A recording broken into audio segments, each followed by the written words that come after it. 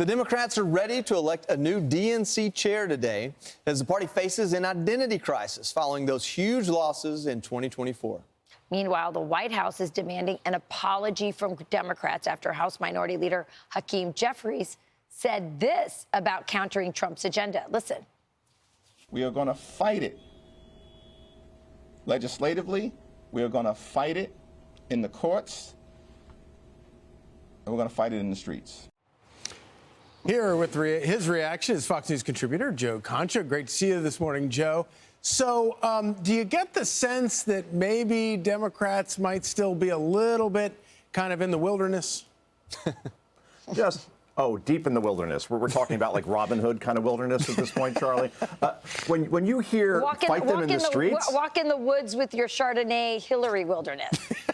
Yes, that's better, Rachel. Touche. Maybe it's me, but that kind of sounded like a threat, right? That sounds like a call to Black Lives Matter, Antifa, violent alt-left groups. And it's so reminiscent of Maxine Waters, right? With that similar divisive, potentially dangerous rhetoric, imploring Democrat supporters to get up in the faces of anyone who's a member of the Trump administration. Remember that during the first term? And it actually happened. Just ask, Rand Paul, for example, or Cory Booker, or even Joe Biden saying they would physically attack Donald Trump if they had the chance, and they did so on national television.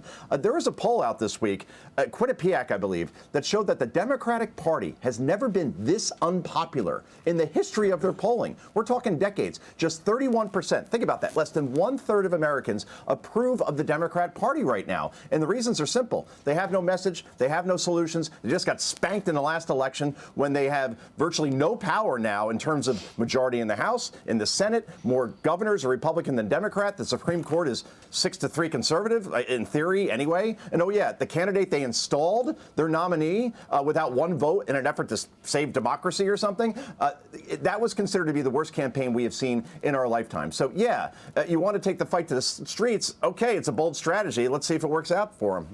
Here's what the White House responded to it. Let's see if we can pull this up. They said Democrats are ready to elect a new DNC chair. I'm sorry, we lost. Where's it? Here we go. Here it is. Put it back up for us. This unhinged, violent rhetoric is dangerous. Leader Jeffries should immediately apologize. Joe, what about the hypocrisy of this? If Donald Trump had said this, any Republican had said, we're gonna take to the streets. Yep. We're gonna fight on the streets. What would have happened? Yeah. Insurrection.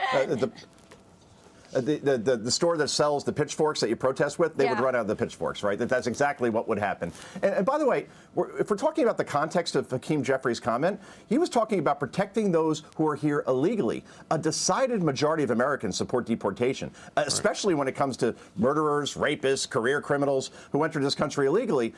They're taking the 20 side of an 80-20 side, and the 20 is support and 80 is against, or 80 is support and 20 is against. You don't want to be on that side as a party, and that's why they're rudderless right now. They have no leader and they have no message, guys.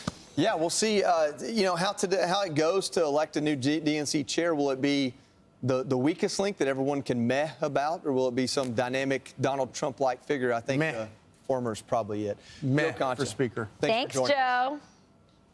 Thanks, guys. Have a good weekend. You're working. Sorry. Have a good weekend after the weekend. Yeah. That's right.